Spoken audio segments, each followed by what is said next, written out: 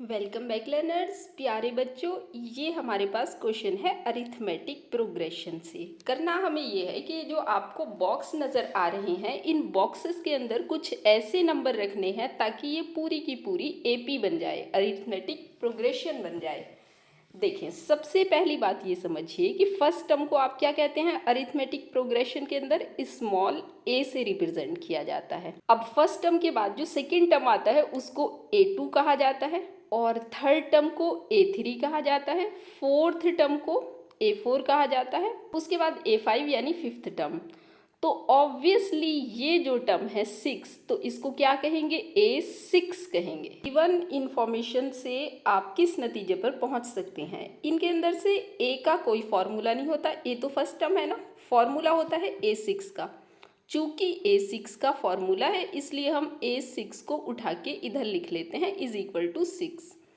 अब आपने A6 का फॉर्मूला कैसे बनाना है, हम बार बार आपको बताते रहते हैं। A6 का फॉर्मूला बनाने के लिए आपने A प्लस लिखना है, उसके बाद 6 में से 1 को कम कर देना है 5, और उसके साथ लिखना है D यानी common difference is equal to 6। अब आप इसके अंदर अगर A की वैल्यू इंसर्ट कर देंगे तो D की वैल्यू आपको मिल जाएगी। तो यहाँ पे मैं A की वैल्यू रख देती हूँ -4, और प्लस को प्लस लगाते हैं 5D, क्योंकि हमारे पास है नहीं तो D को D लिखते हैं इज इक्वल टू 6।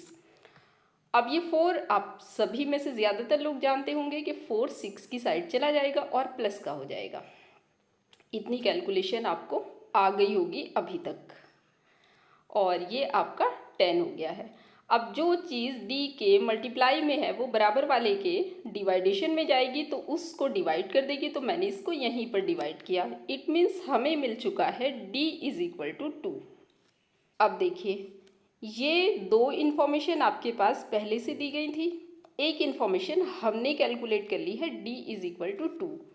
अब हम A2, A3, A4, A5 को बारी बारी से कैलकुलेट करते हैं। तो सबसे पहले A2 को कैलकुलेट करते हैं। अब चूंकि A2 तो हमें गिवन है नहीं ना, तो A2 बराबर A2 का फॉर्मूला लिख लीजिए A प्लस D। उसके बाद आप A2 को निकाल के लाना है, तो A2 को ऐसे ही लिखिए, A की जगह आप डाल दीजिए -4 और D की जगह आपने डालना है 2। तो जब आप इनको सब्ट्रैक्ट करेंगे तो माइनस के 2 मिलेंगे। सब्ट्रैक्ट इसलिए किया है, एक प्लस है एक माइनस का है। माइनस इसलिए मिले हैं क्योंकि बड़ा वाला माइनस का है।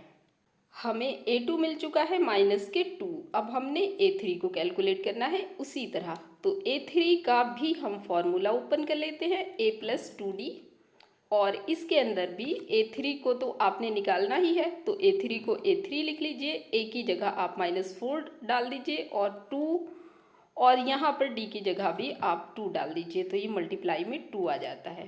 उसके बाद आप कैलकुलेशन कर लीजिए, A3 इज इक्वल टू -4 और 2 की 2 से मल्टीप्लाई करते हैं तो 4 आ जाता है, और 4 को आप सब्ट्रैक्ट करेंगे तो 0। इट मीन्स 4 ने इस वाले 4 को कट किया और ये आपका 0 आ गया।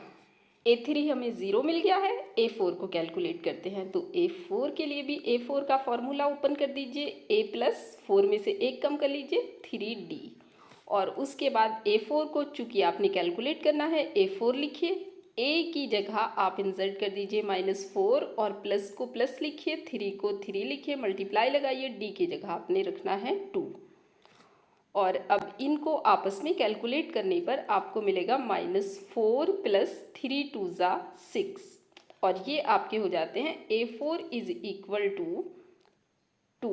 A4 तो 2 मिल गया, हमने यहाँ इसको लिख लिया है। A5 हमें आगे कैलकुलेट करना है, तो A5 के लिए भी आप फॉर्मूला लगा दीजिए A प्लस 4D। फॉर्मूले को आप मेरे साथ बोलते रहा करें तो आपको बड़ा फ़ायदा होगा। तो A की जगह आपने रखना है -4 और प्लस को प्लस लगाइए, 4 को 4 लिखिए, मल्टीप्लाई लगाइए। जब कोई निशानी होता और वैल्यू रखनी होती है तो अपनी तरफ से मल्टीप्लाई लगाते हैं।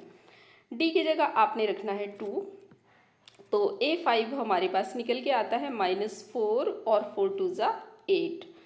अब आप इनको सब्ट्रैक्ट कर लेंगे तो आपको मिलेगा प्लस के 4, क्योंकि 8 बड़ा है तो इसलिए प्लस के मिलेंगे और प्लस को लगाने की ज़रूरत होती नहीं। तो हमें A5 की जगह मिला है 4। आप चेक कर सकते हैं क्या ये पूरी AP बन गई, यानी अब ये इस तरह बन गई है -4 -2 0 2 4 एंड 6। तो चेक करने के लिए कि क्या ये एपी है या नहीं, देखिए आप अगर 6 एंड 2 को ऐड करके आधा करेंगे तो 4 मिल गया। उसी तरह अगर आप 4 एंड 0 को ऐड करके आधा करेंगे तो आपको 2 मिल जाएगा। उसी तरह अगर आप 2 और -2 को ऐड करेंगे तो निशान प्लस माइनस होने की वजह से सब्ट्रैक्ट हो जाएंगे और 0 मिल जाएगा। 0 का आधा भी 0 होता है। उसी तरह से अगर आप 0 और 4 को ऐड करेंगे तो माइनस के 4 मिल जाएंगे। -4 का आधा -2 होता है।